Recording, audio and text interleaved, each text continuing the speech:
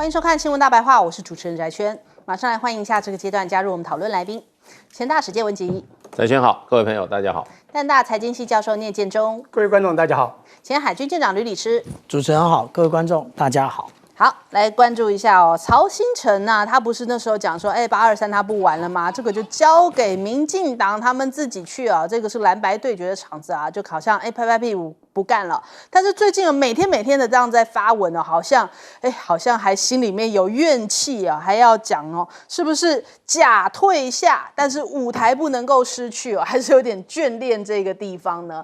他就预言呢，国民党不会有好下场啊。他讲说现在国民党是借助中共的力量在台湾扩权争位哦，与魔鬼共舞，将来肯定不会有好下场啊！因为中共把人当工具、当棋子，以前4人帮红卫兵的下场就是这样。现在他们的外交部长、国防部长也是如此哦。那马英九是蠢人之冠，还喊出和中保台，相信习近平的言论。中共做梦都想要消灭中华民国，和中共和只能引狼入室啊！如何保台，就还在打抗中保台这个牌哦，但是大家也知道这一次，其实民进党会这样子那么不同意的碾压过去哦，让他们尝到了大失败的滋味，就是因为一直在打这个抗中牌。看起来老曹还没有打算下车哦，还不止如此哦，《自由时报》上面还发了2篇文章，一篇呢是这个有投书啊，自由广场说啊，曹兴诚先生，民主之路还需要你啊，然后他自己也投书哦，就是在讲说啊，今天看他嚣张得意啊，明天连他滚进地狱啊！所以投书率也要跟上啊，不只是发脸书而已啊。看起来这个刷存在感刷的挺猛的，是不是要强势回归呢？这个好像是一种这个预告大家他 I'll be back 那样的动作。那再来这个赖清德现在去到这个前进指挥中心嘛，要来看灾啊。那卓荣泰是南下到了嘉义县。嘉义县现在因为有这个风灾、水灾，所以卓荣泰重新的南下看灾。他也强调，中央跟地方会协力来推动系统化的治水，来改善淹没的水患。赖清德有讲说将会成立云嘉南灾后前进指挥所，那你看马上就会有这个新闻开始又要吹啊，又要夸啊，就讲说卓荣泰铁人勘灾行程设前进指挥所作证，还要强调他是铁人勘灾呢，就是我们还要感谢你呢，就好像你们前面都不管灾民，然后这20多天来的失能无能。脑死这样的状态，我们到现在还要谢谢你，还要给你个赞，说你是铁人，真是莫名其妙啊！所以现在真的这个第一线的灾情，那当然地方的人是最为清楚了。不过在我们看到了这个云林这里哦，刘建国跟张丽善倒是勘灾互杠的状况，我们来看看。感觉是不是咱中央甲地方政府是爱坐落好讲啦？有会当新的就赶紧处理啊！无顶年开米台风嘛是安尼，这摆佫过一档过了一关呢。今天出来最没有理由检讨我的，是做最久的人，做最久的人，对不对？那你做那么久，你都在中央而且中央执政跟你本身当立法委员重叠了几年。没有，我生气是说，今天如果是大家共体时间，因为你中央关系比较好，你要帮我站在一起，同样来争取经费来挹注地方，我们好好做，对不对？所以就是好，他现在双方互杠起来了。他是觉得说，这时候应该是要共同面对灾情啊。所以张丽善就觉得说，你刘建国还在那边忙着要究责，为什么你不是在这个位置做了那么久的立委，你可以更帮助地方来做事情啊？那卓荣泰是夹在2人中间一脸无奈，赶紧请水利署长来进行简报。那赖清德想要找一个复出舞台却惨遭打脸。现在看起来这个灾民就是对于赖清德是颇为失望啊，所以这一波的这个勘灾成绩这个前一阶段就是人消失了，这一阶段想要挽回也不是那么容易。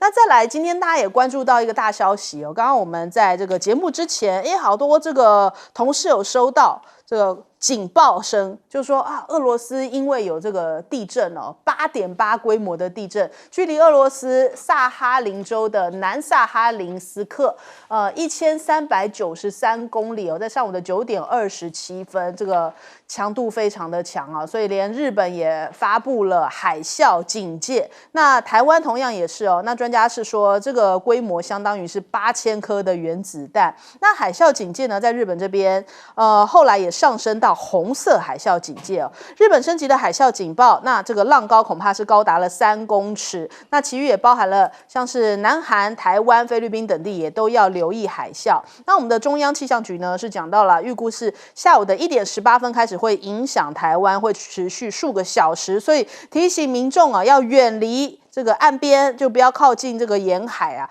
要严加防范哦。因为这个海啸警报在整个这个太平洋，我们看到这包含日本啊，这个南韩到台湾、菲律宾，通通都会受到影响。就像第一岛链哦，都要这个注意这个海啸后续的影响。那我们先来问一下季老师怎么看呢？其实我觉得这个民进党要负这一次这个南部的灾区的全部的责任。那不要说刘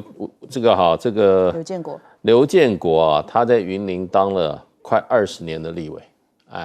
那前瞻基础建设计划8800亿，5大计划很清楚啊。第一个什么？绿能建设，绿能建设变成这次南部的最大的灾祸来源之一。对，那个面板到处乱飞，然后荒谬到把绿能把树都砍了，造成水土流失，造成这个下游的老百姓苦不堪言。然后这绿能盖到海里面去了，全世界没有这么天才的。然后呢，那个花了我们人民大概1.6亿的钱去补贴一个他们绿油有开的公司。然后这个台风一来，把那个绿能的这些太阳能面板吹得到处都是，留下来一大堆垃圾。对，这种环保垃圾都没有办法来怎么解决。那这个8800亿，基本上这个前瞻建设呢，还有一个是什么？水道建设啊。你这个不是就在防止灾害吗？那你的水道建设到哪里去了呢？那还有什么城乡建设？我们看到了台南，我们那个七股的这个我们乡亲住的住宅，那是城乡建设的结果嘛？如果是那样子的话，那可能花在那个七股乡那个灾区这8800亿搞不好连880块都没有到那个地方，钱都到哪里去了？对，索荣泰不要演戏啊，然后呢，故意先跑到云林。最严重的在哪里？现在在台南有人不去台南，叫黄伟哲出来解释一下。台南你们你们民进党从蔡英文开始搞这个前瞻计划，花了人民8800亿，现在验收成果一点成果都没有，水利建设没有，防灾建设没有，城乡建设没有，你的绿能计划变成台湾南部现在一大灾害，一大祸源，这个要不要检讨？你去检讨张立善干嘛？就是出了事就要叫别人来怎么样，来背锅，这是我觉得民进党最对不起台湾人民的事情。你拿到政权你就好好做事嘛，你拿到政权你就搞大罢免，你拿到政权以后你再怎么样去买美国的武器，要把人民一大堆的钱都花到那些买到美国那个2手武器去。台湾老百姓现在干嘛？是饿着肚子，是束着腰带。配合你民进党这种倒行逆施，更可恶的是他们这些绿色政权的这些权贵们趁着政权的这个掌握政权、掌握资源的分配前，大量的在干嘛？贪污，对不对？你的国策顾问，从蔡英文到赖清德都聘了国策顾问，成立了公司，把我们国军的整个军服都包去了，对，花了106亿去养你一个公司。然后呢，你这个公司才拿到标案，然后呢，你那个审核委员、评审委员中这个就变成你个公司的什么独董，这种连演都不演的这种贪污方式，你今天面临的灾害，你要台湾老百姓怎么样看待你们这一群当权这么久的人？那台南更不要讲了，民进党一共掌权了32年，嘉义民进党掌权了28年。这是最严重的地区，屏东也是民进党长期掌权的，也是最荒谬的。把这个山坡地把它铲平，去搞这个太阳能面板，把这个没有地方种了，跑到海湾里面去，把这些太阳能面板放在水面上去。你说可以保20年、30年，2年不到就吹得到处都是，造成到处都是垃圾。所以我觉得民进党真的是，我觉得你不能造福，你不要为祸地方。你现在就是为祸地方，对你该做的不做。平常你看，原来民进党长期在这个陈菊执政下，那个我们这个结果韩国瑜市长去一看，所有的什么那个下水道都是淤塞的、你做一些表面功夫。你现在民进党执政的县市是不是还是跟陈菊执政的高雄一下，下水道都是淤塞的？淤塞就淤塞了，可是你8800亿花到哪里？要给人民一个交代，不能够这样子啊，就这样子啊，把责任就随便往别人的身上推，以为自己就没有事吗？好，舰长。刘建国委员啊，你从2009年你就开始担任了云林3县选区的立委。那这么多年以来，我们讲到说，从阿扁时代8年的817亿，然后再到了马英九时代的600亿，那一直到了刚刚大使所提到的8800亿前瞻基础建设，钱都花到哪里去了？你还敢讲啊？说这个抽水站是简单的工程，对，连简单的工程，你们一天到晚就会来要资源，要了资源之后，难道你不做后续的这个追踪跟稽查吗？结果现在出了事，大家开始推责任，你推得最快，因为你是执政党的委员，你先拿到麦克风，你就开始讲别人，这果然啊，就是立委大人啊，好机灵啊。那另外我们讲到，其实啊，这一个曹新成董事长啊，果然啊，这证明了一件事，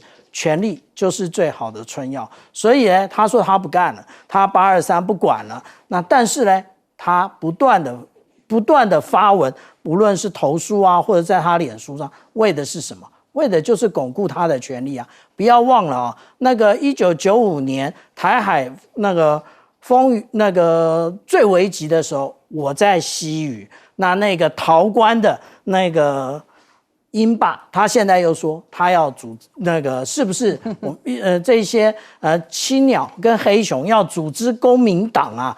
这个才是啊最大的问题。你敢组织公民党吗？你想要再从民进党里面挖一块走啊？那你一定啊保证啊，当初让你英霸可以那个从法律开脱的相关的责任啊，现在统统追回来，你小心一点啊。那同样的，那个曹董也是一样啊，不要以为不会法律追杀，你只要吃到绿的，法律很快的就来伺候了。另外，我们讲到说，其实勘灾是一种政治学啊。那你什么时候到？然后你到的时候，你到底做了什么，讲了什么？我们先看看啊，2018年的时候，我们看到蔡英文总统他在云豹那个甲车上面，然后还跟灾民挥挥手啊、微笑啊，好愉快啊，被骂死了。然后结果下面的灾民说什么？不让甲车前进。为什么不让甲车前进？因为甲车通过的时候，那个水花啊，会让着他们原来就已经浸泡的在水里的家更惨而已。这是我们讲到说之前蔡英文总统的一个例子啊。那这一次到底我们看到了什么？也就是我们之前呢，同样也是2018年，我们讲到说韩国瑜，为什么那个时候可以选得上高雄市长？也就是他直接二话不说，直接踩进水里，没有像这些人又穿什么雨鞋，又坐甲车的。我们看看这一次灾民说什么？灾民说我家没有电，他说他是2等公民。其实我们看看这一张照片，这个就是重中之重，后面穿着这个行政院的这个人到底是谁啊？对，他就是主管电力的经济部长。然后从头到尾你讲不出一个真正的解决方案，全部打高空。现在如果进行那个9合1大选的话，保证你们执政那么久的嘉义跟台南通通丢掉。来，聂老师。好，那我先呼应一下，因为对台湾这个所有的建设呢，有时候呢是放在这个看在眼里啊，放在心里，有时候真的看不过去。其实当时啊，刚刚2位都讲到，台湾呢在所有的计划中啊，我都觉得他们是一个好像没有真正看到未来，只是为了要拿到钱的一些计划，包括我刚刚讲的前瞻计划，我觉得是一个非常写实的。我有2个疑惑，第一个，什么叫前瞻？前瞻就看我们的数位未来，看我们的 AI 未来。可是，在当时提的时候，我不知道为什么提出前瞻这2字，它一点都不前瞻。它是50年前那个小蒋在1960年代10大建设的做法，尤其他特别强调轻轨，甚至是把8800亿切成2段，4间4小时这样子做。这是因为当时被杯葛，先做一半再做，结果他们用了各种力量还是做下去。结果，请问一下，我们的轻轨有door to door有到家门吗？有做吗？或者做到你所有其他的这些建设有真的实际的效果或效率吗？都没有。那当然我就不再说了，因为刚2位说，我现在来讲另外一块，就台湾的政治版图。台湾有一个非常狭隘的政治冲突啦，哈，就狭隘的民族意识。这里面就是皇民化或者是中华情，这2边就辩争，极蓝极绿就打一架，浅蓝浅绿呢就吵一架，不蓝不绿就等一下观望。可这还好，我们等一下的时候，你客观冷静去分析。我发觉我小时候呢所听到的一个故事非常写实，说你碰到白痴和神经病，不要跟他对谈，白痴神经病谈不了的。他如果不理性，怎么讲都没有用。我先讲一下哈，当现在呢，这个有一派呢一直用抗中来博取这个人民的支持，拿到选票。我想请问一下，抗中到底我们的对岸坏在哪里，错在哪里？那坏当然我帮你解释嘛，你就是说它不自由、不民主，好坏啊！欺负人民什么？请问一下，任何一个国家只要是反动派的，你觉得他会自由吗？即便在台湾国安法一定，你只要反现在的政府，你会自由，你会民主吗？我觉得，而且台湾的民主已经是假民主，已经被滥用了，就是盲目盲从、人云亦云，甚至自私自利的所谓的民主。怎么叫民主？第二个，他们错在哪里？我讲对岸错，好，你说要打台湾，真的要打吗？我觉得他们没有。我觉得中国所拿的就是一个什么？就是我们讲它是我们是抗美啊，它其实是和台，非常清楚，它要和平这个跟台湾这个相处，就是一家人的两岸一家亲的感觉。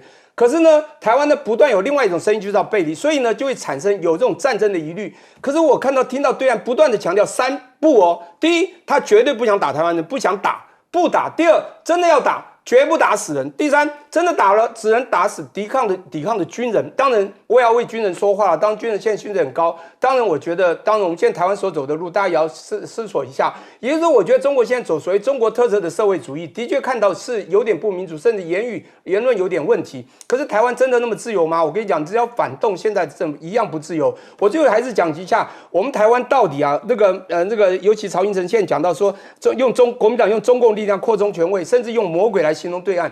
我觉得到底为什么会反共啊、抗中到这么的极致？他的行动语言都这么极致。我觉得我昨天有讲到中国去，只有3种人会极端抗中，尤其都去过中国的。第一个是有钱伤，100个人可能有6成呢是因为钱受到伤害，有这个1-2成可能是情伤，还有2-3成可能是跟他们吵了架的仇伤。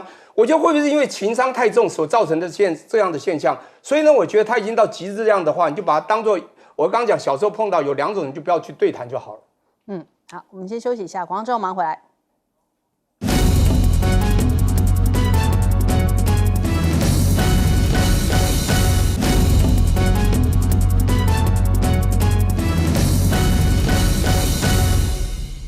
欢迎回来，新闻大白话，来关注一下哦，因为现在台美的关税呢，现在看起来倒数计时了。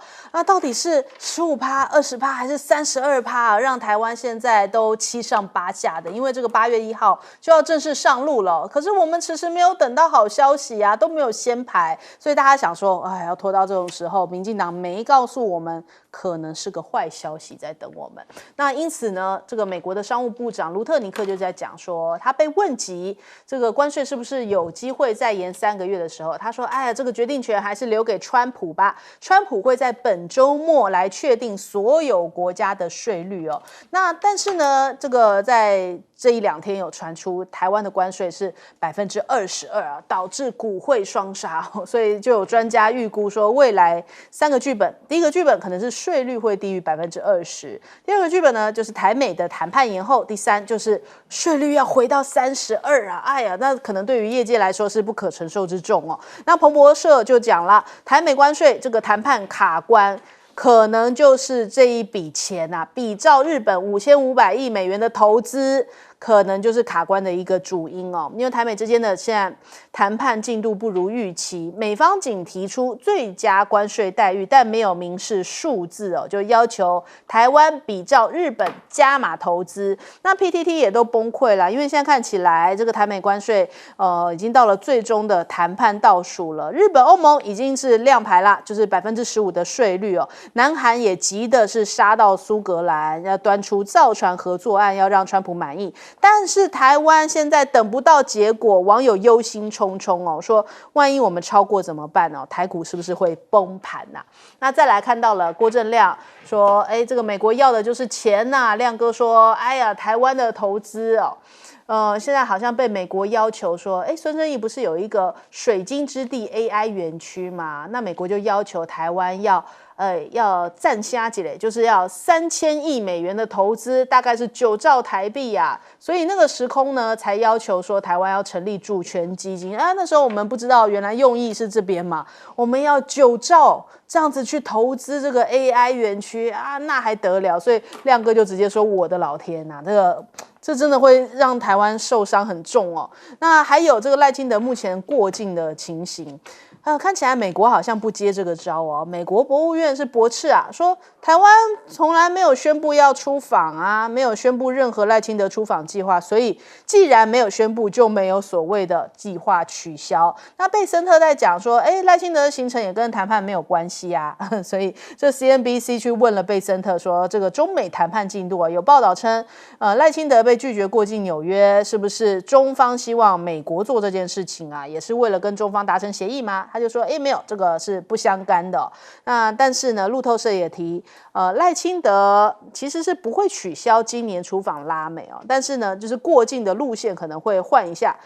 引述消息人士的说法，他说赖清德因为台风救灾嘛，所以推迟了一下他今年的出访行程，但是行程是不会取消的，只是说过境本来是纽约哦，现在可能要换成德州跟美国另外一个城市哦，那所以就是可能现在还在这个谈判的阶段吧，就是在看怎么样协商哦。那还有卢特尼克提到了中美的关税啊，因为他说根据中方的贸易谈判会依据不同的时间表来推进。那目前双方呢是在瑞典的斯德哥尔摩进行最后一轮的谈判，中方则是表示的愿意同意延长这个5月时候达成的90天休战协议，但是要延长多久，延长到什么时候？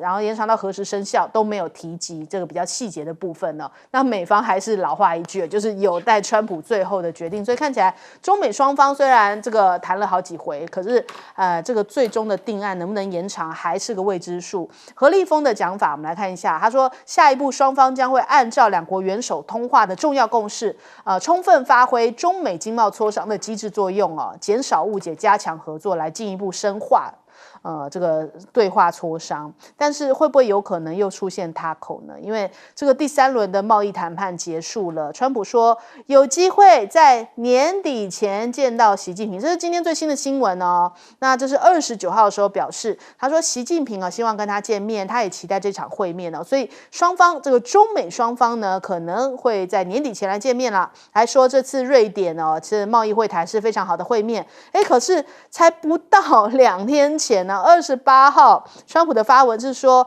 他没有要寻求跟习近平见面哦，他说这不正确哦。28号说没兴趣，29号又变成了期待，这是一种他口吧？我们来问问看，介老师怎么看？当然就是说你现在要看美国谈判它的谈判的原则在哪里？对，那就可以就是说推敲美国对台湾提出条件大概是什么。那不能就我们在这边照自己的想法去看美国做法，美国做法已经有章法了，它不是乱打的。那现在美国事实上把它的贸易谈判的对象，我看已经分成了3类了。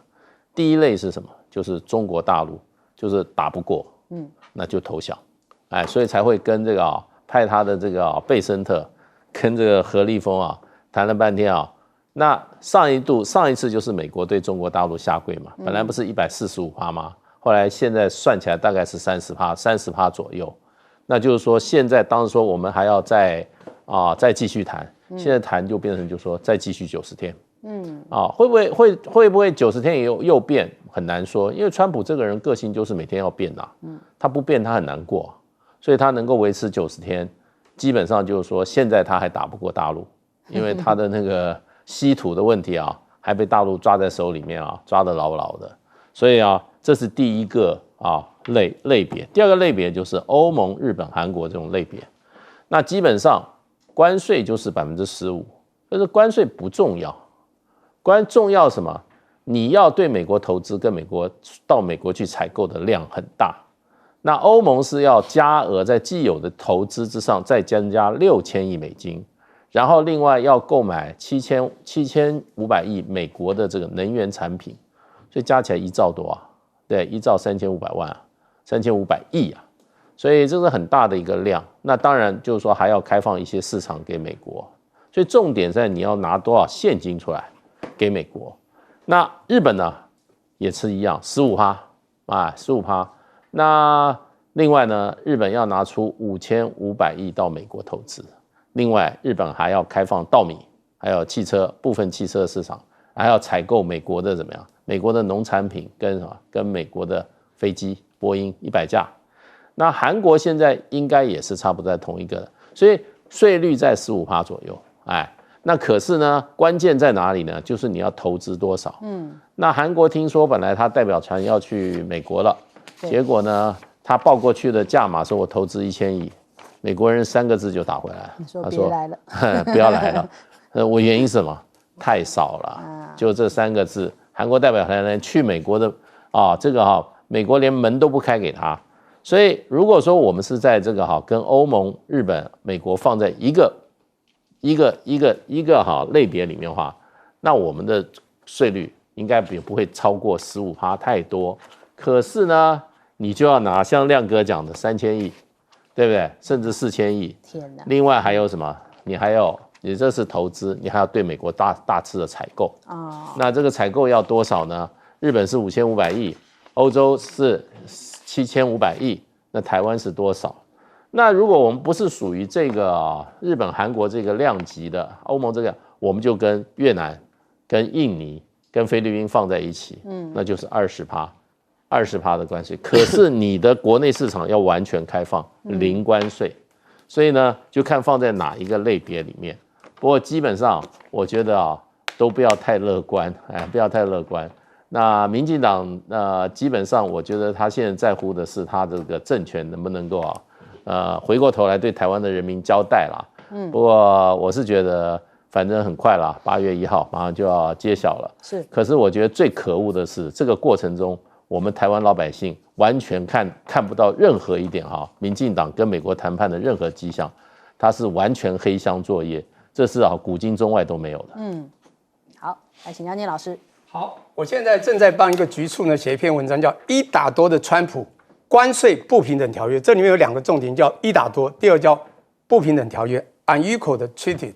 我觉得这川普真的太厉害了哈。这个 MAGA 他真的知道美国制造业空洞化，一旦空洞化以后的美元军事都无法上推，所以必须把制造业拉回来。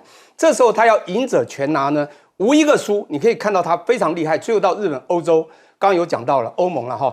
我讲7月7号、7月9号、7月10号、7月10号、7月15号，连续5波，从14国、8国，然后加拿大也认输了嘛，卡利，最后呢2国就到印尼，最后总共26个国家在5波之后，大家都在猜未来怎么样。还有2个呢，刚刚讲的第2类的那种哈，刚刚这个就要讲日本、欧盟称，最后也都输啦，都浮走生神啦，15也很高比他原来只有4%左右的，美国还是在赚钱的，而且更重要的，你要开放你自己的国家的等等等等的刚刚形容的东西，以及日本去投资了要投5500亿，而欧盟呢答应了6000亿，你知道吗？我觉得这个真是厉害。那我讲这些各国在分析到底呢我们要抵抗这个 tariff 就关税不要太高，还是呢我们要刚刚讲的割地赔款？其实我不把它叫割地赔款，叫投美赔款你给他钱投资他，还是开放他，就是也是给他钱。那我要讲是，只要你不去抵这关系，把它弄高，我跟你讲，产业真的完蛋了。整个产业怎么卖？因为美国就是 big buyer 大买家，你是 big seller 是卖家，你就必须要降低。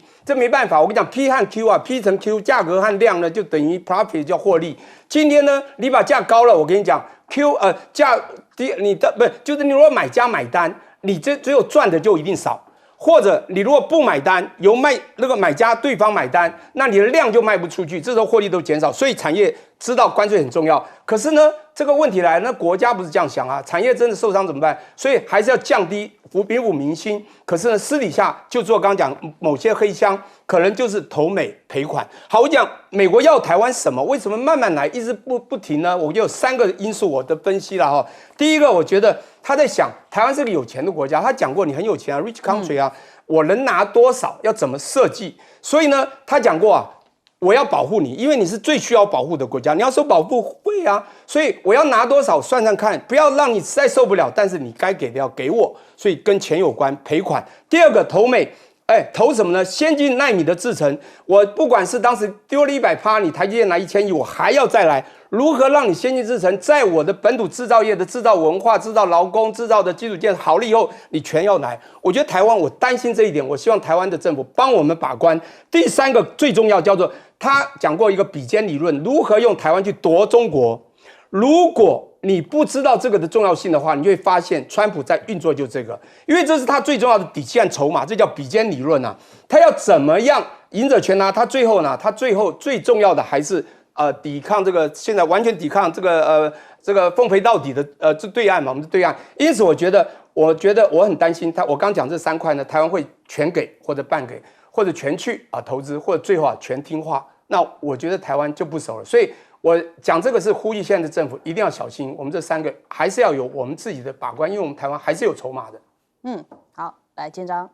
刚刚聂老师特别提到一点啊，也就是美国说他要保护台湾，可是已故的立委李敖说，台湾就是帮人看门，还得自己买骨头的。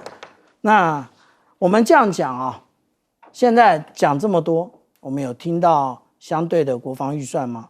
那传闻中9000亿新台币已经追加预算已经送到立法院，那意思是什么？意思就是除了刚刚讲到的那个关税，除了刚刚讲到的投资之外，还有国防预算，它这每一笔都是拆开来的，没有放在一起谈啊。那我们看到美国商务部长鲁特尼克，他特别讲到啊，说他其实最后的那个决定权还是在川普手上。这个就是我常讲到说有关于谈判的时候，他的一个权力结构啊。那最后的权力结构，我们刚刚讲到商务部部长，他已经完成了所有川普交代的任务，但是最后川普会不会再微调啊？不知道，所以他就交给了川普。会不会微调这件事，问越南就知道了嘛。越南就是最好的一个受害者。那我们这样讲啊，也就是说，为什么大家都觉得很奇怪？另外还有一个拉出来谈的，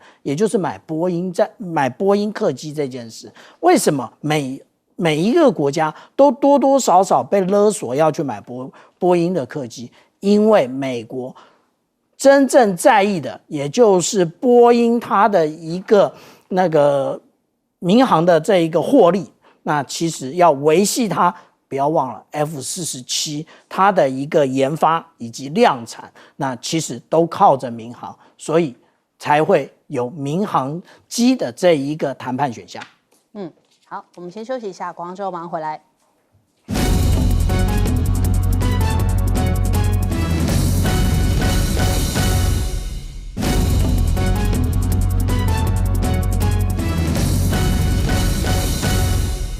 好，在川普的关税大棒之下，看起来欧洲人是不是投降了呀？被国际的媒体是这样子看待了。那他们讲说，欧洲沦为任人宰割和凌辱的对象啊，这是一个糟糕的协议。川普不仅羞辱，而且勒索了欧盟啊，最终达到了自己的目的。美国总统恣意妄为，那欧洲呢，竟然是这个逆来顺受啊。那可是这个降到15%，看到欧洲的反应啊，咬牙切齿啊。这个欧盟冯德莱恩派出去，看起来好像就是一个这个输面比较大的状况哦。所以从30%的这个税率降到了15%。现在各国的欧盟领袖呢，他们是怎么讲呢？来看一下德国的总理梅尔兹，他说对结果相当不满意。那奥班呢，匈牙利的总理他讲说，川普把冯德莱恩的当成早餐给吃了。那法国的总理白虎讲说，这是最黑暗的一天。西班牙的首相桑切斯他说支持协议，但不带任何颗热情，所以看起来大家都是很不想接受这一个结果。那德国的汽车工会甚至讲说，关税降到了15%，也是比以往高啊，每年还是增加了数十亿欧元的负担哦。所以对于欧洲来说，没有赢啊，就是输的一屁股哦。再来看到了这个川普，他当然是个大赢家哦，他是大胜利啊。这个《华尔街日报》提到了，川普如愿以偿得到他心爱的15%的关税了，但从欧盟的角度来说呢，是不是看起来好像从欧洲几乎一无所获？这项协议没有触及数位税，还有这个美企惩罚性的监督，以及基因改造食品啊这些限制啊，禁用激素啊，然后牛肉啊这些相关的安全障碍。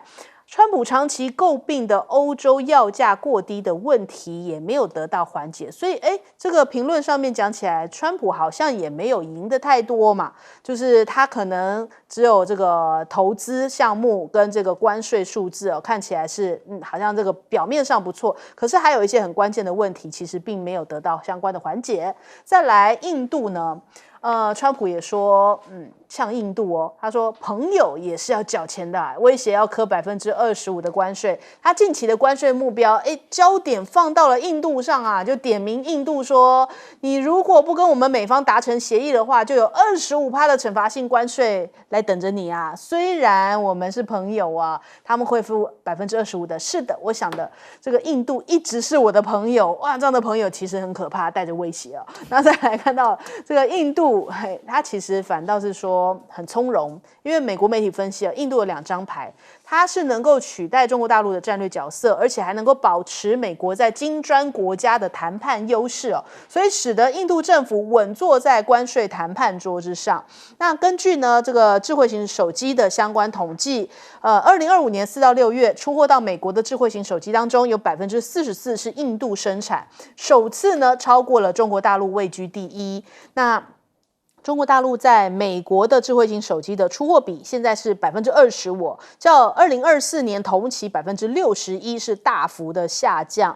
那看起来这个莫迪印度制造的政策呢，不过他们在地的这个反对党啊，是好像并不是很看好。他说，你知道吗？印度制造大多数的电视当中有80%的零组件是来自中国。我们虽然打着印度制造的名号，但实际上只是组装零件，不是真正的生产啊。从 iPhone 到电视，这些零件都是来自国外的，所以感觉上面好像赢了个面子，输了个里子啊，就是说我们只是负责拼装而已。那再来，这个川普对于缅甸政策，为了稀土竟然大转弯。路透社就报道啊，因为川普为了要取得缅甸的稀土资源，降低对于中国大陆的供应依赖，所以呢正在听取各种不同的建议，然后采纳这些建议啊，最终要调整对于缅甸的政策立场。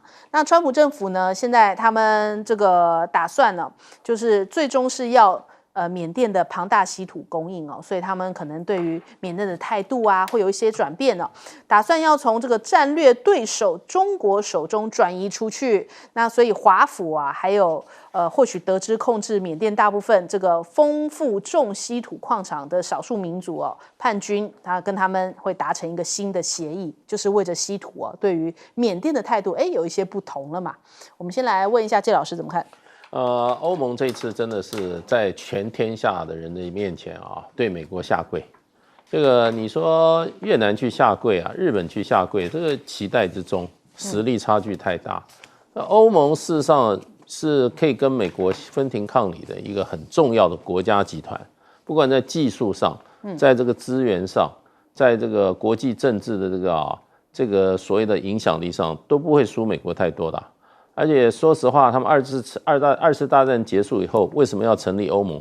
就是怕被像美国这样子的 super power 霸凌啊。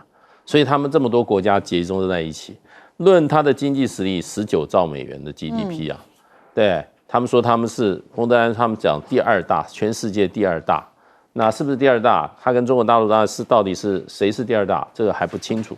可是呢，欧盟这个整合70年的努力，就是要不要被美国怎么样？牵着鼻子走，甚至被美国羞辱。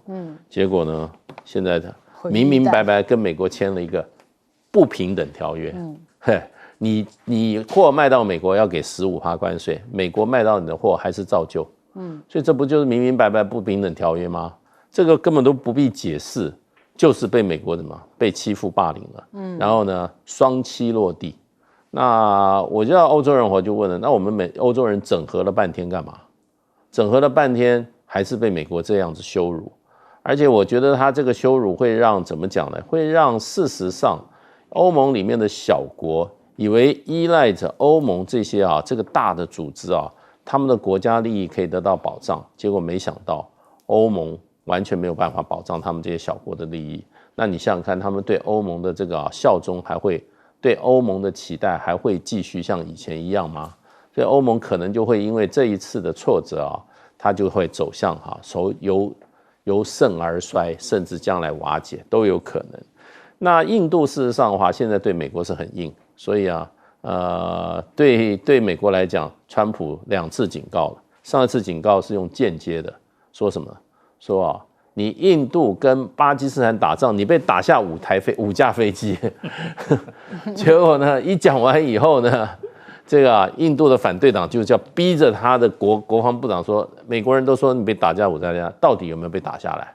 印度还是不承认，国防部长就说这个是没有的事，美国都已经认真态度了，所以印度人有多怎么样，脑袋有多僵化。所以我不认为印度跟美国的这个贸易谈判在8月1号之前会有结果，那么他可能最后他就是25%，这是美国已经讲好了。